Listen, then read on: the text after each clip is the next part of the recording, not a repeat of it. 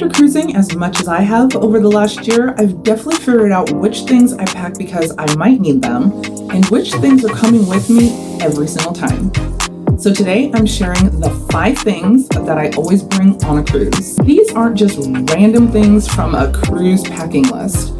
These are things I've actually used over and over again. And some of them I found completely different uses for than what they were originally designed for.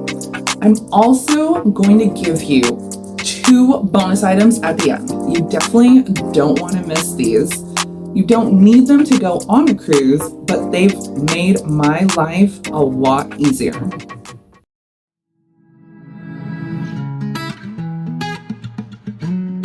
So coming up first are my magnetic rechargeable fans.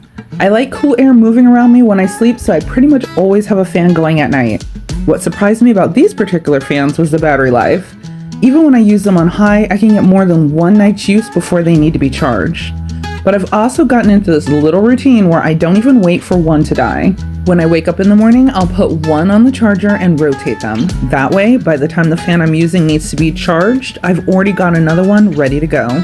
I also really like that they come in a 2-pack. So if somebody is cruising with me, they can put one on their side of the cabin and adjust it however they want. And I can have mine on my side. And because they're magnetic, you're not limited to putting them on a table.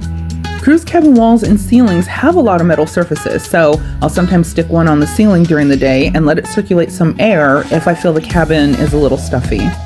And here's another trick I discovered. After I take a shower, I'll attach one to the metal frame around the bathroom door and point it towards the bathroom. It helps move some of that hot, stuffy air out of there faster. So I originally wanted these because I like sleeping with a fan, but I ended up using them all over my cabin.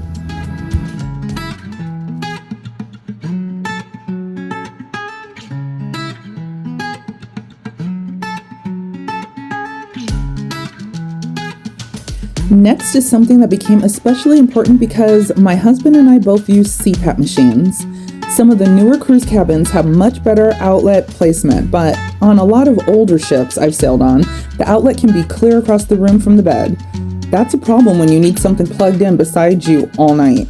That's why I specifically like having a power strip with a 10-foot cord. It gives me enough length to get power where I actually need it instead of being limited to wherever the ship decided to put the outlet. The other thing I like about this particular one is that I have different types of connections. It has regular outlets as well as USB ports, so I'm able to plug in and charge several different things. I specifically use one without surge protection because cruise lines can have restrictions on surge-protected power strips. So don't just grab the power strip from behind your TV at home and throw it in your suitcase. Make sure what you're bringing complies with your cruise line's rules.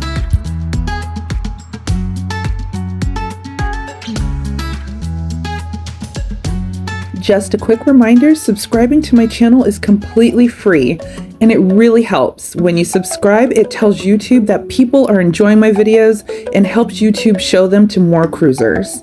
I'm trying to reach 500 subscribers in the next 30 days. So if you've been enjoying my videos, take a second, hit that subscribe button and help me get to 500.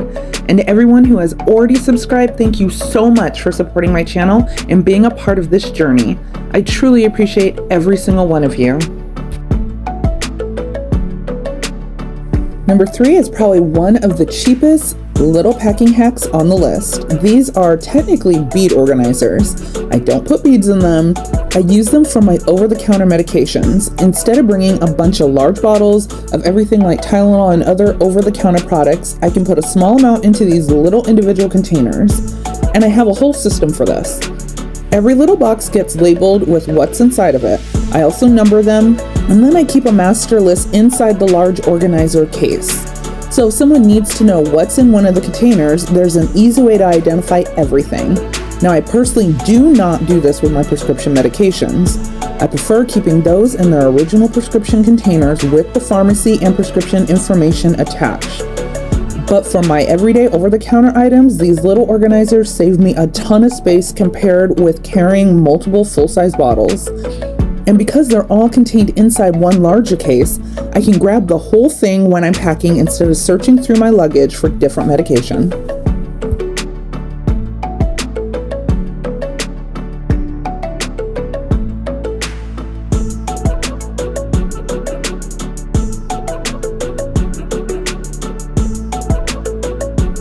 Number 4 is a shoe organizer, and I don't think I've ever actually put a shoe in it.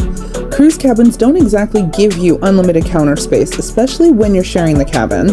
So instead of having hair clips, hairspray, lotion bottles, and all those other small and medium-sized things covering every available surface, I put them into the pockets of this organizer. I hang it directly on the cabin wall using magnetic hooks, which I'll show you in my bonus items.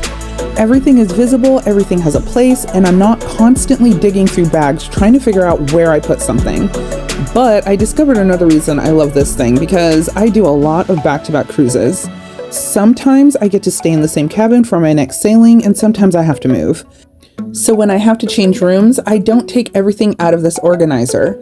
I take it off the wall, leave everything in the pockets, fold or roll the whole thing up, put it in my suitcase, and move to my new cabin. A couple hours later, when I'm in the new room, I pull it back out, hang it on the wall, and everything is right back where it was. I don't have to reorganize all of those little things every time I change cabins. That alone has made this worth bringing for me.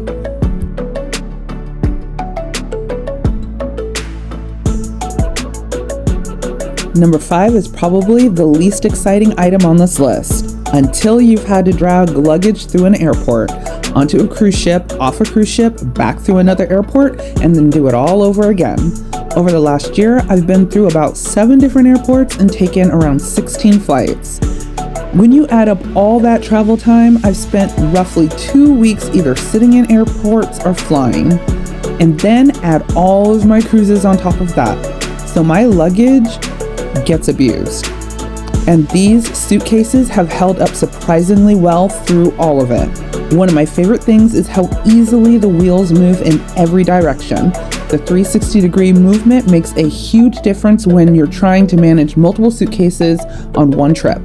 I had 2 large suitcases, 1 medium suitcase, and a carry-on, and I managed all 4 by myself. Now, could I move them? Yes. Did I make them way too heavy because I was leaving for almost 3 months of back-to-back cruises? Also yes.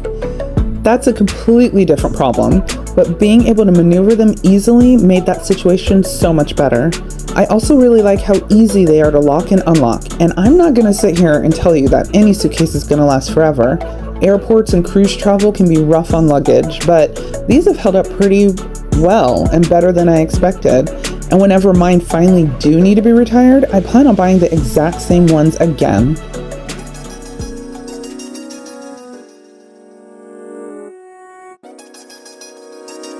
Now, before we wrap up, I have 2 quick bonus items. The first is heavy-duty magnetic hooks.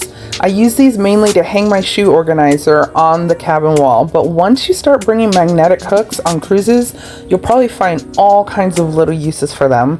They're small, easy to pack, and help me use more of the wall space instead of cluttering up the counters. My second bonus item is definitely more optional. I already owned this portable power station because we use it for camping, and I first started bringing it because I spend so much time in airports and usually have several devices to charge.